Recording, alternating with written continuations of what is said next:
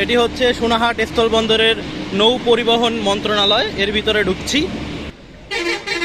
এই তো কয়লা, এরপরে পাথর এই ট্রাকে ট্রাকে নিয়ে আসা হয়েছে। এই যে আমদানিকৃত যে বিষয়গুলো এবং বাংলাদেশ থেকে যে বাংলাদেশি ট্রাক, এগুলো কিন্তু আরএফএলের এই যে সামগ্রীগুলো, এগুলো বাংলাদেশ থেকে ইন্ডিয়াতে নিয়ে যাওয়া হবে। এগুলো কিন্তু বাংলাদেশি ট্রাক, এই ট্রাকগুলো ইন্ডিয়ার ভিতরে যাবে।